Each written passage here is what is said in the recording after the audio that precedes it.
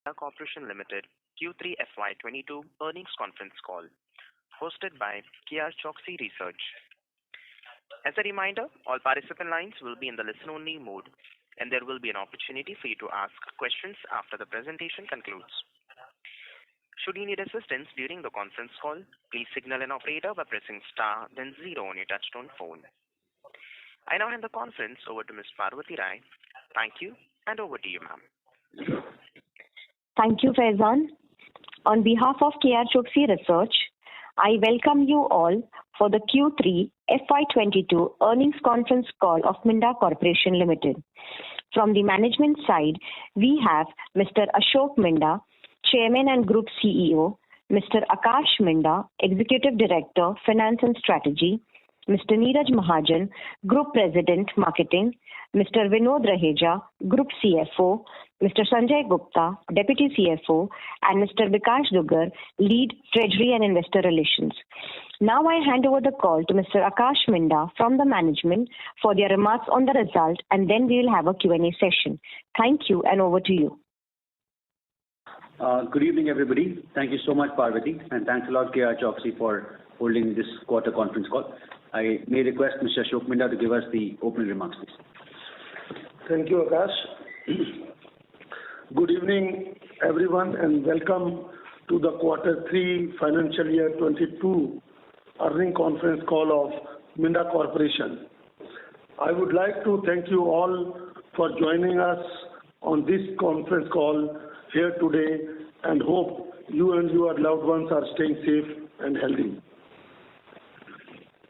In the third quarter of financial year 2022, the auto industry continues to deal with challenges in the supply chain, threat from the COVID waves, along with overall subdued sentiments. This had a broad impact on all the vehicle segments and vehicle categories. During the same period, Minda Corporation continued its momentum of outperforming both on a year-on-year basis as well as on a quarter-on-quarter basis. The company consolidated revenue stood at rupees 7,383 million with an EBITDA margin of 10.7%. This is in line with our commitment of delivering consistent and improved performance. In line of the current performance, Board of Directors has announced an interim dividend of 15% on face values, which is 30 paisa per share for shareholders. I would also like to appraise our stakeholders about some of the key development during the quarter.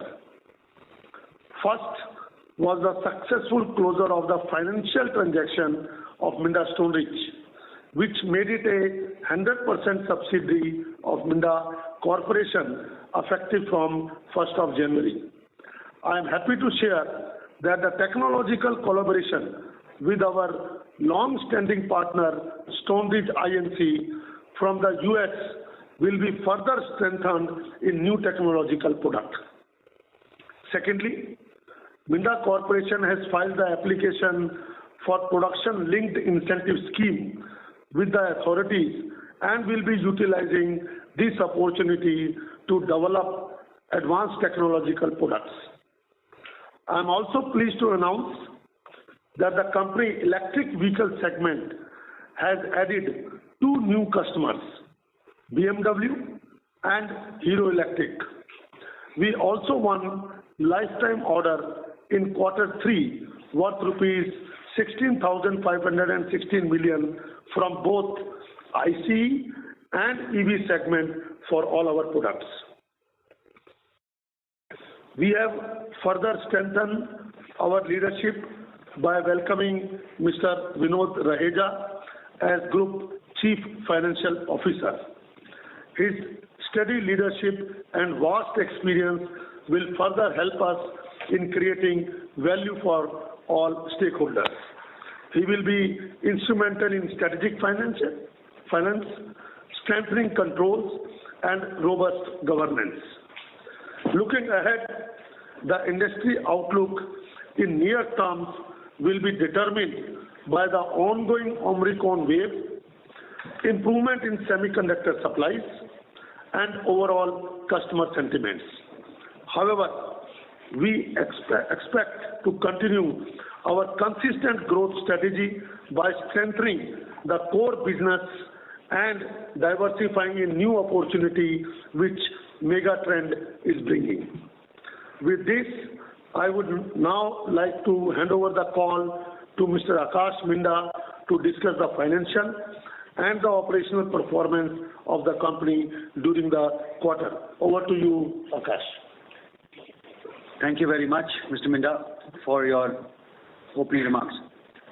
I would now like to refer to the presentation which is sent to the stock exchange and post online. I would like to start with the page number 3.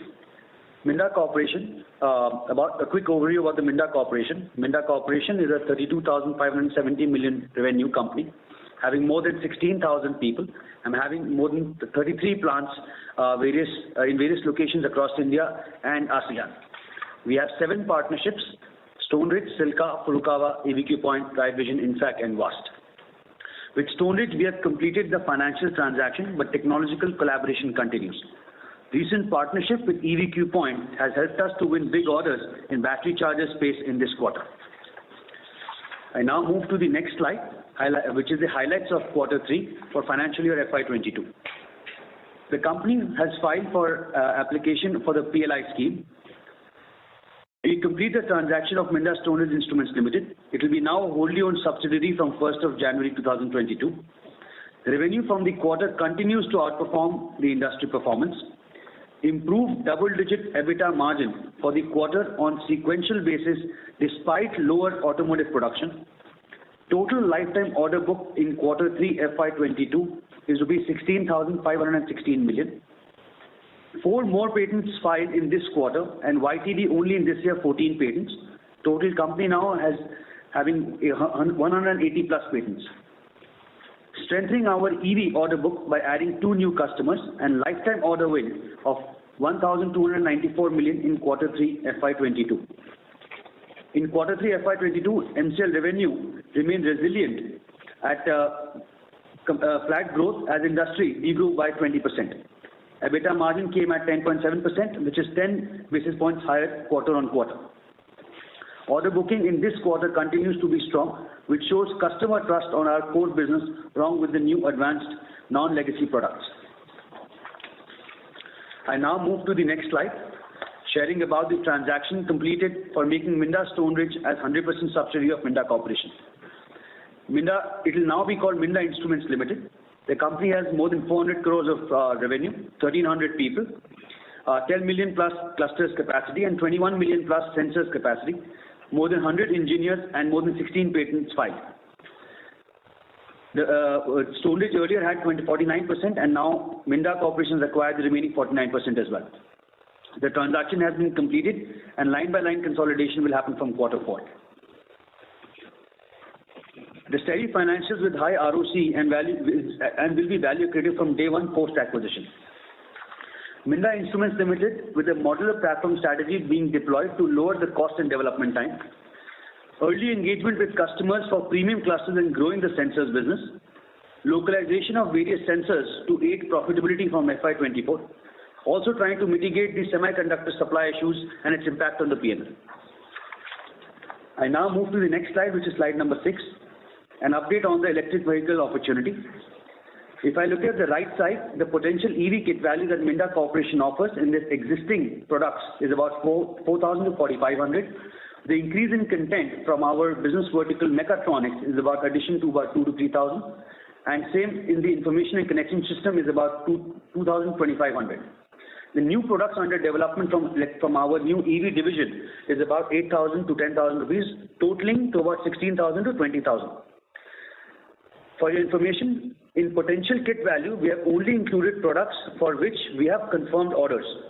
Products like motor controller and BMS are not included in the kit value. In this quarter, as Mr. Minda mentioned, we have added 2 new customers, Hero Electric and BMW for our EV products such as battery chargers and DC-DC converters. Our customer base in EV is expanding, and whether new or incumbent OEMs, everybody is trusting, and we are proud to share that. Now moving to the next slide on the Q3 financial year 22 highlights and industry performance. Again, on the left side, the green players and the green customers mark the purely electric vehicle mobility customers. On the right side, by geography, in the first 9 months FY22, exports have grown by around 60%, and thus share of revenue from Europe and North America have grown to 10.4%. By end market, the first 9 months, commercial volume have outgrown the other segments, and that is why the share of revenue has increased from 20 to 21.9%. Passenger vehicle shares have also grown because of export. Moving to the next slide, looking at the automotive industry performance in Q3 FY22. If I see 9 months year-on-year, auto industry has grown by 9.3%. Two-wheeler has only grown by 4.4%, and others are on the left. If I look at the Q3 year-on-year performance, industry has degrown by about 20%, two-wheelers by approximately minus 22%, and passenger vehicles has grown down by 12.5%. The third wave of COVID has resulted in muted January, and whether the auto industry feels the pinch of that in coming months or not is something which we will have to closely monitor. For us, the focus remains on cost controlling the cost, improve productivity, and continue to outperform the industry numbers. Moving to the next slide on the consolidated performance for the Q3 FY22 and 9 months FY22. We would like to share the continued momentum of growth and outperforming both quarter-on-quarter and year-on-year. The company consolidated revenue stood at 738 crores and EBITDA at 10.7%. This is in line with our commitment of delivering consistent and improved performance. For the quarter, 738 crores and EBITDA at 78.7 crore and margin at 10.7%. PAT is also at 69.9 crores. Operation has outperformed the industry production numbers. Aftermarket has helped us in resilient business performance despite challenging macroeconomic scenario and semiconductor shortages. The EBITDA at 10.7% is delivered due to double-digit margin despite high commodity prices and adverse impact of semiconductor shortages across the industry. It is well supported by good growth in the aftermarket business, and company continues to implement several cost control measures for fixed cost. In this regard, the board of directors has declared an interim dividend of 15% on face value, that is 30 paisa per share. Aftermarket revenue in the quarter was 135 crores, which has grown 16% year-on-year and 6% quarter-on-quarter. Export revenue was 86 crores, which has grown by 25% year-on-year and 14% quarter-on-quarter. Our share of profit from JV companies from MSIL, from Minda Corporation Instruments Limited, was 3.7 crore. VAS was almost flat, and Furukawa was negative 1 crore. Going to the next slide on our division-wise performance. If I look at the first division, which is mechatronics, aftermarket, and others, on year-on-year basis, we did a 437 crores in Q3 FY21, whereas we have done 445 crores in this quarter. The EBITDA is 13% for this quarter. The mechatronics and aftermarket division, the revenue is stable as it is supported strongly by the fundamentals of resilient aftermarket and exports. Our EBITDA in this vertical has been at 13.0% due to favorable impact of higher aftermarket and various cost-cutting measures across the divisions. It is also adversely impacted by higher raw material prices and indirect impact on semiconductors. Mechatronics was impacted by lower two-wheeler sales of 22% year-on-year, but aftermarket grew by 16%, which resulted in 2% overall sales for the vertical. Commodity price rise, mainly on aluminium, zinc, and silicon, has impacted the vertical EBITDA margin, but cost control measures have helped us survive 13%. In the second division, which is information and connection systems, our revenue from 302 has come down to 293%, but EBITDA has gone up by 10 basis points from 7.1% to 7.2%. The segment was also impacted due to lower two-wheeler sales, but stable commercial vehicles production supported it. EBITDA at 7.2% is due to the favorable product mix, slight improvement in labor productivity, and tight control on fixed cost and stable copper prices also supported the EBITDA margin. Would like to also highlight our localization drive still continues and is in line with our plan. Moving to the next slide on the business performance in the order one. In the Q3 FY22, we have won orders worth 16,516 million. Out of this, export orders were 104 crores, and from EV players 116 crores in the lifetime order one. The new businesses is 616 crores and replacement business is 1,035 crores, which shows the strong customer confidence. If I look about the year to date, Minda Corporation has so far booked 4,231 crores order book in lifetime, and about 258 from exports and 842 crores from the EV players. 2,362 crores is from the new businesses and 1,869 crores is from the replacement businesses. The mechatronics has won 850 crores, out of which 60% is replacement and 40% is new. And for the entire ED is 2,164 crores. In the information and connected systems, for the Q3, the order one was 624 crores, 74% is replacement and 26% is new, which is majorly all wiring harness. In the plastics and interiors, we have won 66 crores worth of lifetime order book, 100% replacement business. And in other businesses is also about 111 crores, which is also two-wheeler business. New order businesses of 23,626 million also shows about the which is outperforming the industry growth. I would also like to highlight some key order wins from various customers in this quarter. From export market has awarded us for smart key businesses for large two-wheeler player. We've also won wiring harness business from a local large four-wheeler manufacturer in Vietnam. We've also won die casting housing businesses for export and domestic, battery charger businesses from leading two-wheeler Indian OEM, and DC-DC converters from export orders. Also, TREM 4, TREM 5 businesses and wiring harness businesses for the tractor industry.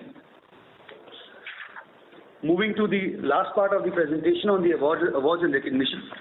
While we continue to receive various awards, and thanks to our team and family members, one award I would like to really highlight is the Minda Corporation has received the ICSI's prestigious 6th annual award, CSR award in 2021, as in the emerging category. Thank you very much for placing our confidence in us. Looking forward for the questions. Thank you very much. We will now begin the question and answer session. Anyone who wishes to ask a question may press star and 1 on their touchtone telephone. If you wish to remove yourself from the question queue, you may press star and 2. Participants are requested to use handsets while asking a question. Ladies and gentlemen, we will wait for a moment while the question queue assembles. Reminder to the participants, anyone who wishes to ask a question may press star and 1. First question is from the line of Jay Kale from Elara Capital. Please go ahead. Yeah, good evening. Thanks for taking my question, and congratulations on a decent set of numbers in a challenging environment. My first question, sir, was on your potential EV kit value.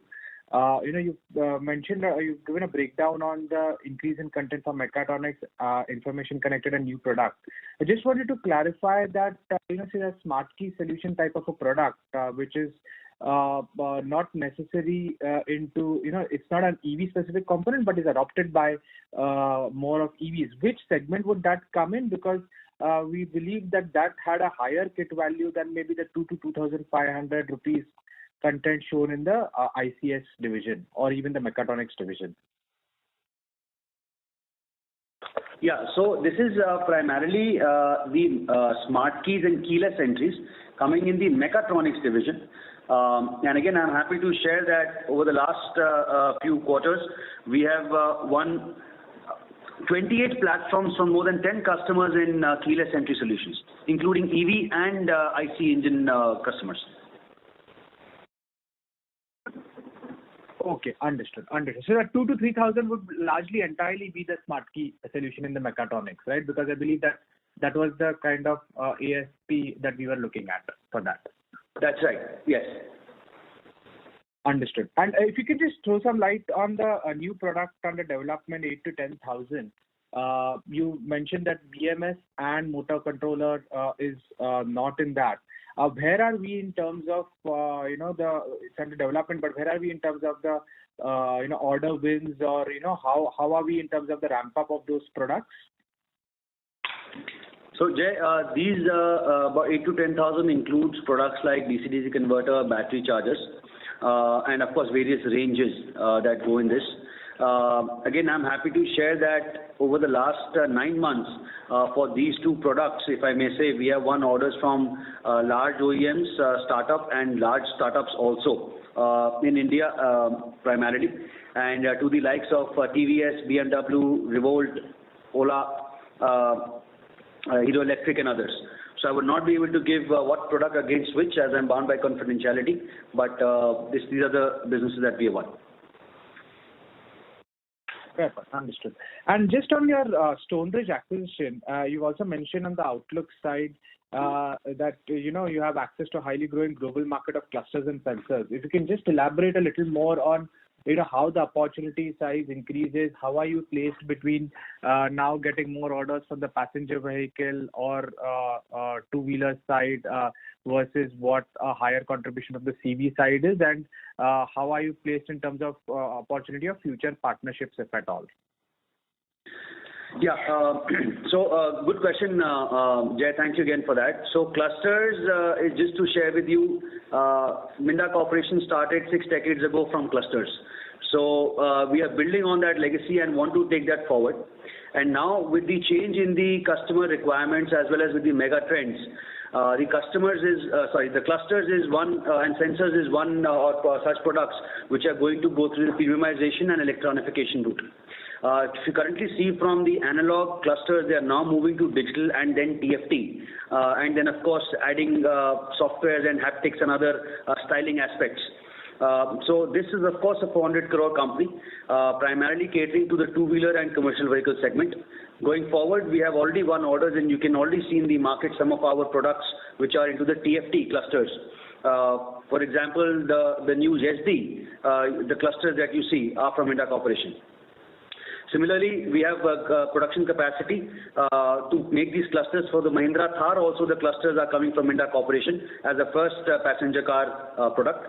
We are now in discussion with various other customers in all segments, tractors, two-wheelers, commercial vehicles, passenger cars, to win opportunities in the advanced TFT clusters and moving from the clusters to cockpit solutions and driver information solutions at large with these various OEMs. Adding to you, Akash, the TFT cluster, which is again the premiumization, like we mentioned in the smart key, we have moved from long time from mechanical to digital to TFT, and now we have we are also in discussion with customer to move from 5-inch TFT to 7-inch to 10-inch TFT. And that is going to be the more value addition in the company. And secondly, the sensors. There are various categories of the sensors are already under development, and we are also doing the localization, which will give us a benefit to capture more market. Understood. Fair point. Just last one question, if I may squeeze in. On your financials, you've seen a decent performance on the margin side despite the headwinds of raw materials. While EBITDA margins increased quarter on quarter, but gross margins understandably have also come under pressure. How are we placed in terms of the price increases, in terms of commodities?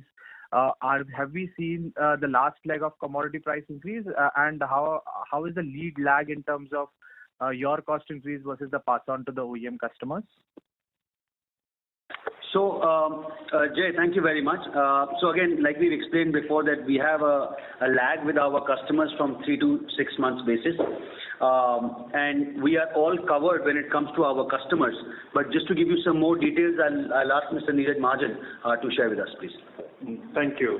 I think I would say at this point of time the market is very challenging. from the customer side also, because they are not able to get the numbers what they would like to achieve. However, we are gradually moving from commodities which were in non-index section to the index one, so that recovery when we look at going forward will be given. So that is strengthening our recovery cycles today, and trust me, today organization is extremely focused to request customer in best possible ways for recovering these amounts. This is first point.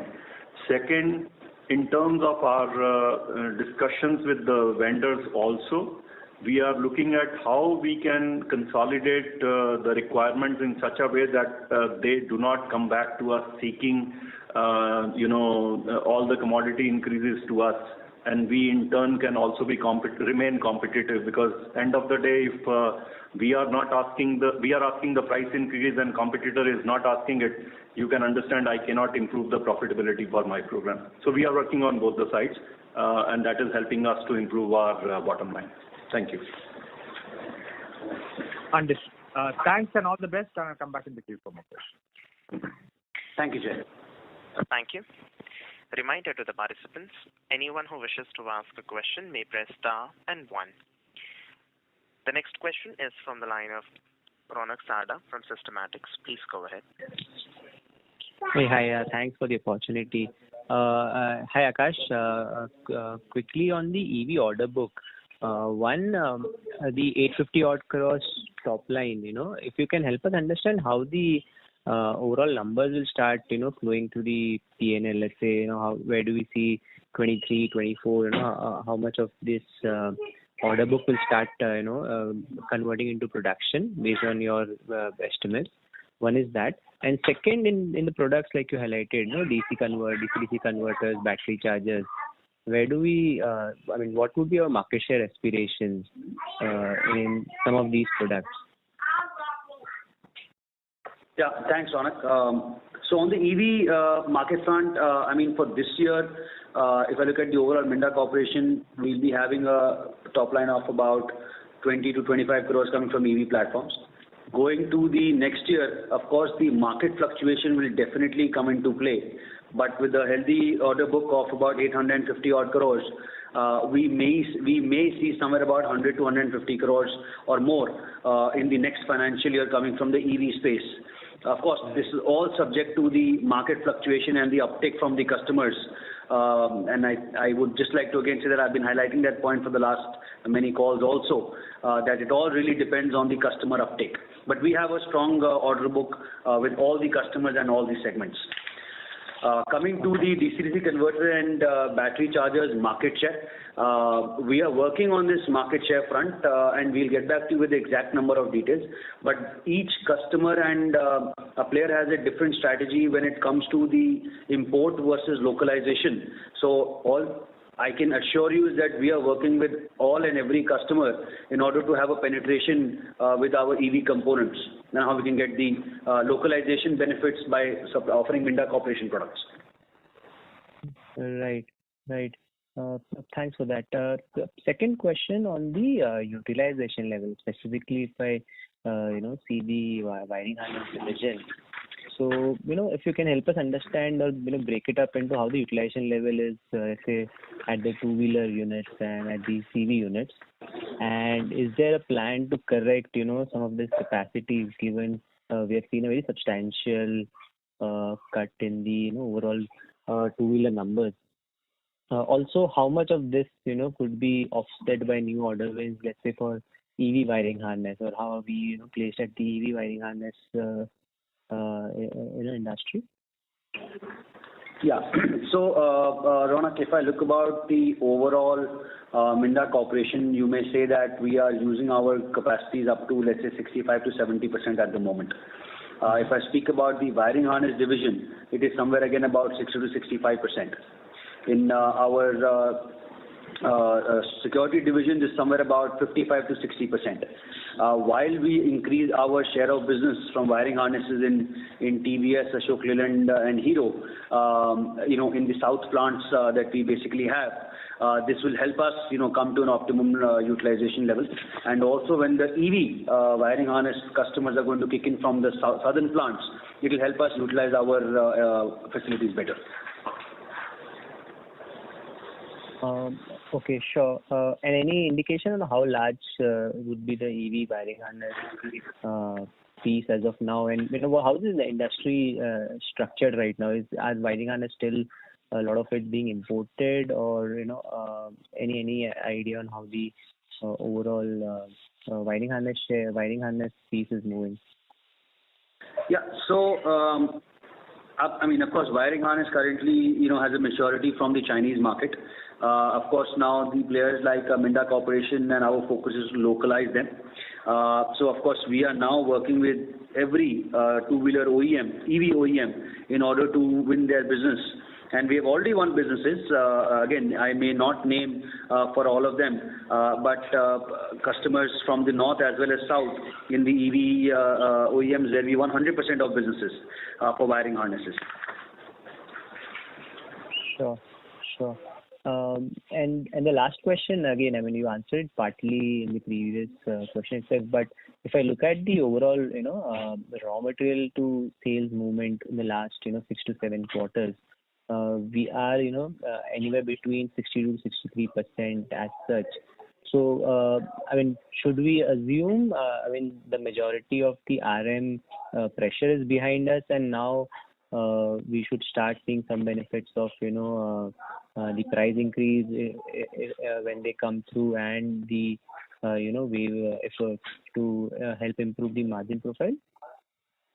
So, Ronak, I think Mr. Mahajan had answered this question, both from the front-end customer side as well as our supplier side as well. So we are taking various initiatives.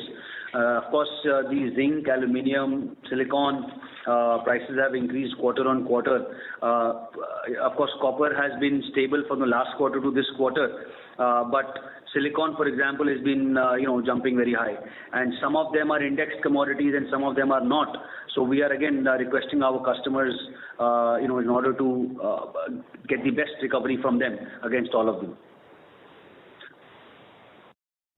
Sure. Great. Thanks a lot, and all the best. Thank you, Ronak. Thank you. Participants, to ask a question, you may press star and 1. The next question is from the line of Abhishek Jain from Dolat Capital. Please go ahead. Congrats for this set of numbers in the challenging environment. Sir, during this quarter, the company has incurred around 327 million due to the revaluation of stake in the Minda Stonebridge. So acquisition cost would be now around 192 crores because of adding this number.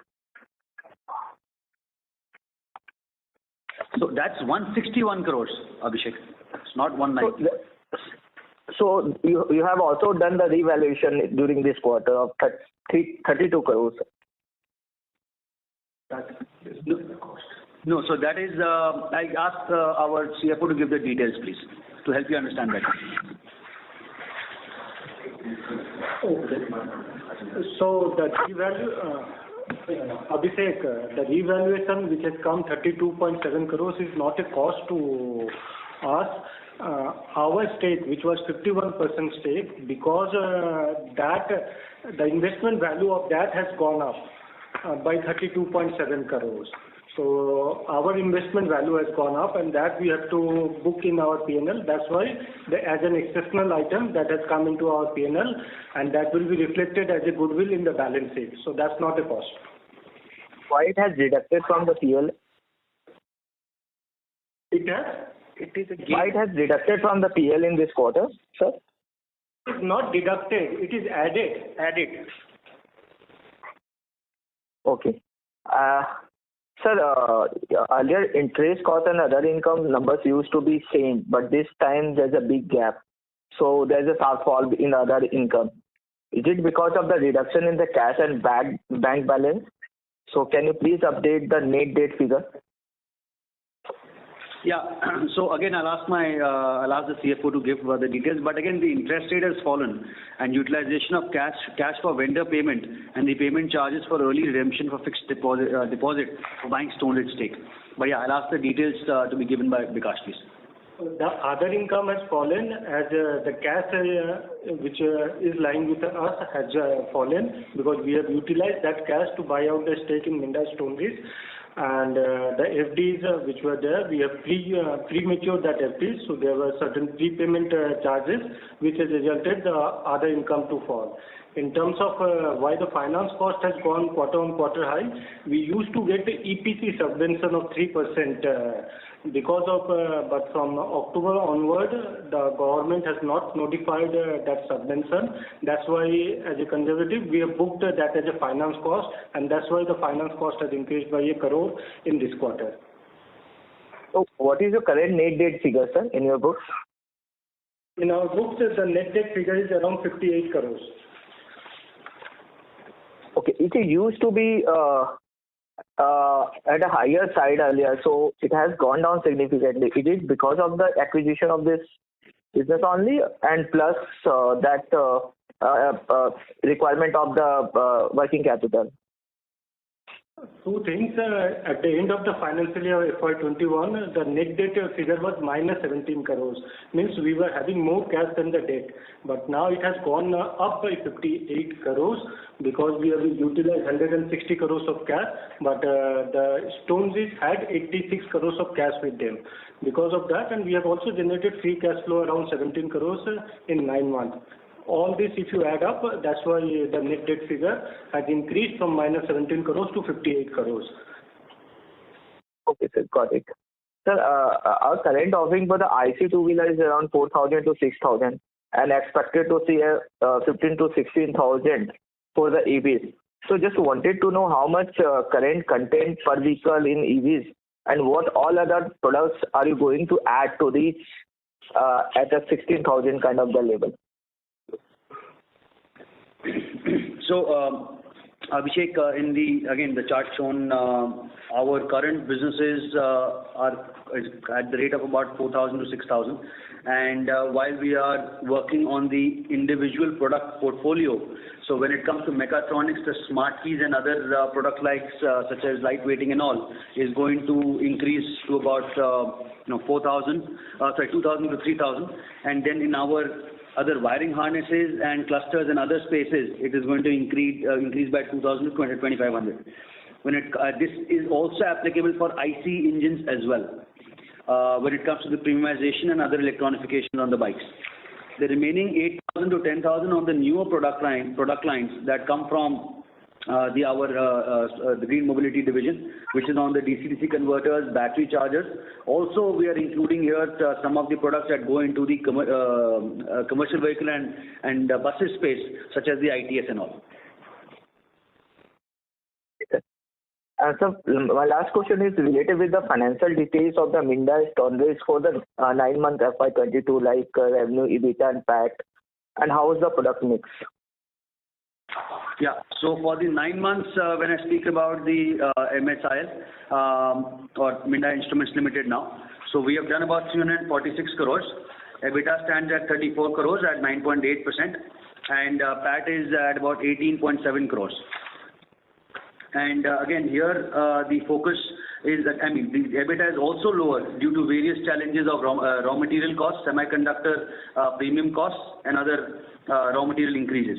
But our focus here is again winning order businesses for new technology products from different customers and different segments. Modular platform synergy strategy being deployed to lower the cost and development time, so affordability and time to market, and early engagement with the customers for premium clusters and growth in sensors business, localization of products to improve the profitability as well, and try to mitigate the semiconductor supply and its impact on the P&L. And how was the product mix in terms of the two-wheeler, four-wheeler and series in the Minda Stone Ridge? So when it comes to Minda Stone Ridge, about 60% is two-wheelers, and remaining is commercial vehicle and tractors right now. And for the four-wheelers, it is a very small number, but we are winning orders. The first is of course won by Mahindra Thar, and now we're looking at and in advanced stages of discussion with customers for advanced TFT clusters for their products, passenger cars. And how much is the localization in the Minda storage, sir? Except for the semiconductors, everything else is localized. And of course, TFTs going forward will be imported from China, but rest it is locally produced. Some sensors are also being imported due to the current requirement, and we are working towards the localization of them. So, sir, there is a big opportunity in the e-two-wheeler digital clusters. And as most of the e-two-wheelers are using digital clusters now, and the realization is also 8,000 to 10,000 rupees. In that case, how much big opportunity you are looking in this business, and what is your revenue target for the Minda storage for the next 2 years? So Abhishek, a great question, but it includes some confidential information also. So I might not be able to share a lot of information, but as I can share with you that we are improving and working strong on our competencies, softwares, localization, platform approach in order to win these customers. And again, we are in various discussions at various stages to win customers. All these samples have been prepared. Thank you, sir. That's all from my side. Thank you. Thank you. The next question is from the line of Chirag Shah from Edelweiss. Please go ahead. Yeah, thank you very much. Apologies for repetition. The question has already been asked. One, Stoneridge revenue contribution in the quarter, if you can indicate. That was the first question. Because I think it's a part of consolidated numbers now, right? No, that will be, they will come into consolidation from quarter 4. From quarter, okay. So you indicated from January it got, okay. I got it wrong then. Sorry for that. The second question is, in your order book breakup, the order book that you indicate for the EV, is it possible to break it down broadly between the new products and the old products? Like, what is the order book breakup between your traditional products like the locks and keys and wiring harness, and some of the new products like sensors and other things that you have been working on a broader basis? So you may say that about 60 to 65% comes from the legacy businesses, and about 45% comes from the EV product lines, which is non-legacy at the moment. Okay. Thank you for this. The second question was on sensors. So traditionally, if I understand correctly, we are working more on soot sensors as a primary area of focus. Is there any change over there? Have we expanded our product in the sensor category as such? If yes, can you shed some light on the opportunity size now versus what was earlier? So I think that's a lot of details to share on the call. I mean, if you can speak to Bikash will be happy to share with you the details. But just to share with you, there are various types of sensors, when it's BS6 and TREM 4, TREM 5 coming in, and more importantly, the EV aspect. We are focusing on TPMS, thermal management sensors, other EV-related sensors. Again, it is internal strategy, and I won't be able to disclose. So on a one-on-one basis, if you really need details, I can get back to you. Thank you very much. And if I can just squeeze in one more question. Your utilization levels are still not optimum. So how should we look at margin trajectory from here? And also an update on your localization. You have an aspiration to localize the wiring harness piece. Where are we in that journey? Yeah. So on the capacity utilization levels, of course, there is a possibility to win businesses and increase our revenue as well as profitability. But we are cautious on two aspects. Our FATR has to be really important, and secondly, while we reach to about 75 to 80% capacity utilizations, we look for maybe new plants and for de-risking purpose. And also expansion. So there are mixed strategies that come into effect. Coming to the profitability of the wiring harness through localization. Localization will help us improve the profitability by, let's say, 50 to 80 basis points in the next financial year. The labor productivity improvement should be about, again, 50 basis points. New businesses and increase in share of business, which should also help us, and the business mix from more commercial vehicles will also give us enhanced value. On the localization, I'm happy to share that the plan that we have prepared is already in execution phase, and we are well in line with our in our plan. And I think the results can be seen in our quarter-to-quarter numbers in wiring harness division. Okay, so OEMs have now started looking at localization options in the wiring harness space, because earlier they were reluctant, and then COVID came across, so everything got postponed. So have those discussions have started happening now at an advanced stage? Is that a right assumption? That's right, yes. Of course, the testing validation takes time. So while the discussions are going with some customers, and some customers have already approved it, but there are testing validations which have a long lead time, about 12 months or so, and that is when they come into production. So effectively, H2 onwards, we can see some improvement. Is it the right assumption, or it's more about F24 onwards that we'll see the impact? It will be gradual, quarter on quarter. Okay, great. Thank you. Thank you very much. Thank you. Thank you. The next question is from the line of Jay Kale from Elara Capital. Please go ahead. Yeah, thanks for taking my question again. So two questions. First, on the lock set side, would you have gained any market share, because you all seem to have outperformed the industry? Of course, that is also a function of mix and CV contribution. But specifically on the lock sets and die casting division, would you have gained market share, if you can disclose, and approximately how much, and how do you see that going forward in FY23 and 24? And my second question is, on the PLI, you mentioned that you all have bid for that. I mean, you all plan to bid for that. But if you can throw some light on which are the components that you would want to go aggressively on the PLI side, because there are a lot of components on the advanced automotive component side which you all are currently producing as well. Which are the key focus areas amongst those components which you all think that you all have a right to win and bid aggressively? Yeah, thanks, Jay. When it comes to the market share, when it comes to the keyless solutions, I think nobody is there in the market. When it comes to the locking systems, which is mechanical lock, it is becoming more and more of commodity, and which is in the overall locking space, we have grown from about 35% to north of 40% over the last few quarters, and you'll see further gains with our actions in the future as well. When we speak about the PLI scheme, we have already applied on the 9th of January, and of course, most of our products are complying in the PLI scheme.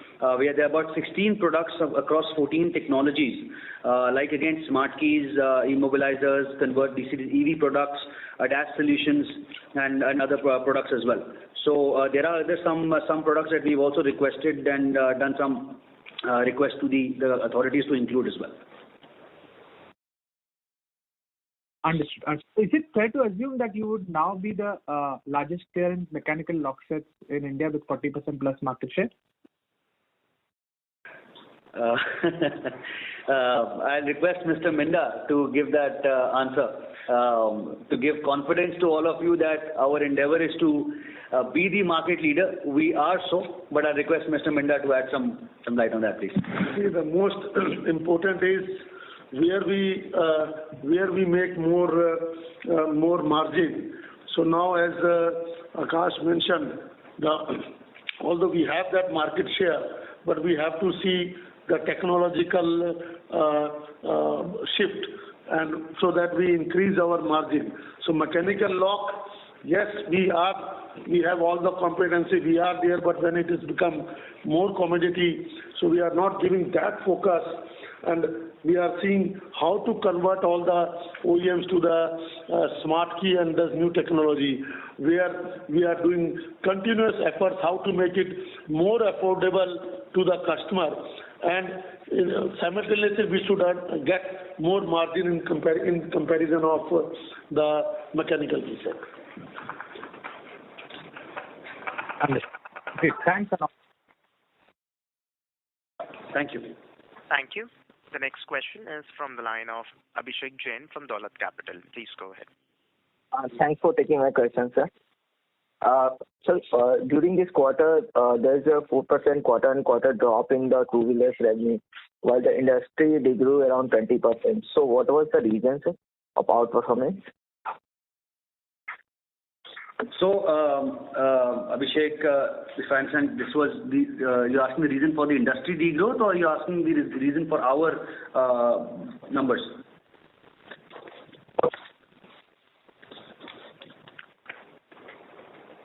Reason for your outperformance, sir. Right. So there are various initiatives that we have taken over the last few quarters and few years. Of course, while I've mentioned earlier on strengthening our core and customer engagement and technology have been the pillars in order to drive our performance. So enhancing the core in the operational aspects, whether it is partnerships, improving working capital, strengthening the management, improving the wiring harness market share as well as profitability on the technology and digitization across various launching new products and engaging better in the case and mega trends. And lastly and most importantly, the customer centricity while winning new products and new customers in all our product lines, increasing kit value. Share of business increase has been a key focus for us to outperform, as well as the premiumization of our products. And to add, aftermarket has really given us the growth along with the exports. What was the product mix from the wiring harness business for the last 9 months FY22 plus CVs and PVs? So I would suggest, I would rather say that about 55 to 60% or more so has been on the two-wheeler space. Recent in the last quarter, commercial vehicle has started picking up. So that I would say about 20 to 25%. And again, tractors is also about 15%. PVs and others, come to about all put together 20%. So, have you won any new business in the wiring harness, especially in the PV side? In the PV side? Yeah. Passenger vehicle side? Yes, so as I mentioned, we have one business in Vietnam from our local, one of the largest local four-wheeler manufacturers in Vietnam. And also in India, we are in development stages with a couple of customers in advanced discussion stages with them as well. And what is the quantum of that business, sir? I'll have to just check, Bikash, if you could just get back to them. I'll get back to you, Abhishek, on that. Okay.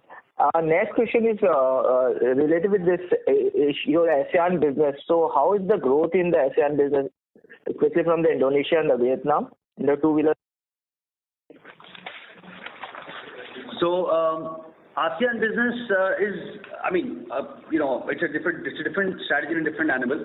When I come to the overall two-wheeler market, really depends on the country. But the opportunities from exports from Indonesia and Vietnam are looking to grow. Where all the companies are trying to adopt in China Plus One strategy. But definitely our focus is to do more and more order win when it comes to our existing customers as well as new customers and see how we can export from there. So this is what our interest and focus is in order to first win the local businesses and then grow forward and adding more and more products from India to our locations in ASEAN. Okay. And sir, in aluminium die casting business, how was the performance for the 9-month FY22 versus 9-month FY21? And what was the contribution of domestic versus export? So when we speak about our die casting, one second please. Yeah, so when we speak on our die casting revenue, quarter 3 last year was about 128 crores and quarter 3 this year also has been about 128 crores also. And if I speak about the profitability has come down again due to our customer indexation and silicon prices for the export customers, and it is a lag that we are looking at, and plus the semiconductor issues that is looking at. But of course, this is going to come back very soon once the global passenger car market picks up and our customer starts inverting the material. When we come to about the 9-month die casting, so in the last year we did about 275 crores. In this year, 9 months, we have done about 375 crores.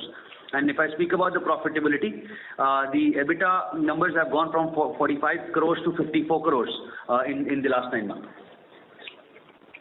So as the capacity utilization has reached to the 75 to 80% in the die casting business, so are you looking for further capex in this business? So the current level of capacity utilization is not 70 to 80%. It is somewhere about, again, 65 to 70%. But definitely each customer has their own requirements, and hence we have to commit to them in terms of the capex. So while we win new businesses, we have to look at this investment strategically. Okay, sir. And my last question is your overall capex for the FY22, and what is your plan for the FY23? So I'll ask Sanjay Gupta to just share his numbers on the capex front. However, the overall FY22, in the overall YTD is about 72 crores in terms of the capex, and overall you may say in the full year we are looking at about 100 odd crores in this year, and the same number is expected to be from the similar numbers are expected to be in the next year. So this is including the PLI investment, or it is excluding PLI? So this is excluding PLI. And what can we expect for the PLI investment for FY23? So in FY23 we are looking at about again 70 odd crore. One second. So about 4 to 5% of the revenue when it comes to the PLI scheme on the investment perspective. So most probably that your capex will cross the 200 crores for the next financial year. No, not the next financial year. Over the next 2 years. Okay. Thank you, sir. That's all from my side. Thank you. The next question is from the line of Shashank Kanoria from ICICI Securities. Please go ahead. Yes, so thanks for the opportunity. Sir, I just want to have a broader sense over the next 2-3 years, what kind of top line and profitability are you seeing? So as you alluded to initial participants that you are operating at 65% utilization levels. So something like 5,000 crores of top line possible for us in FY24? Is it a fair assumption given that we have done good amount of new orders?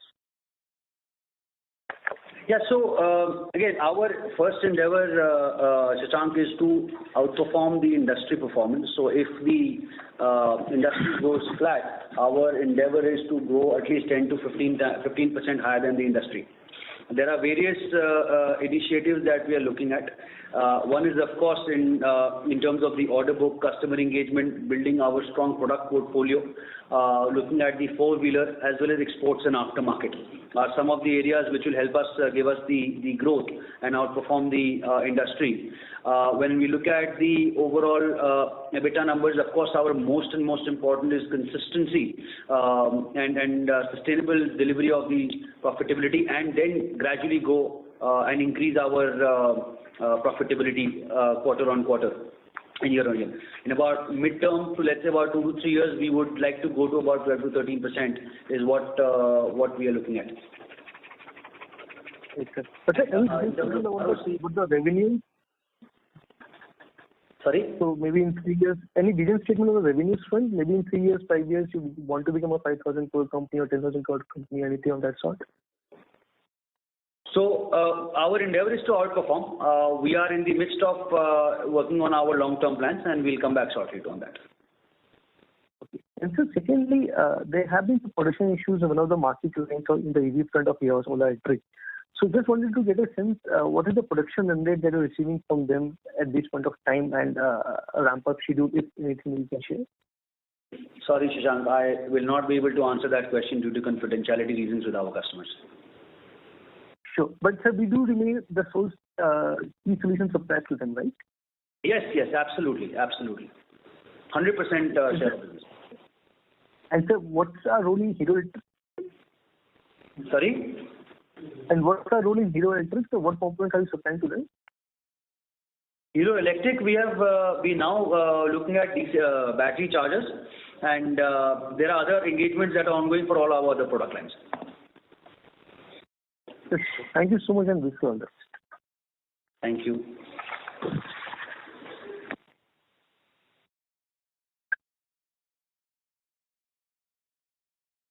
Mr. Kanodia, does that answer your question? Yeah, thank you so much. Thank you. Ladies and gentlemen, that was the last question for today. On behalf of KR Choksey Research and Minda Corporation Limited, that concludes this conference call. Thank you for joining us, and you may now disconnect your lines.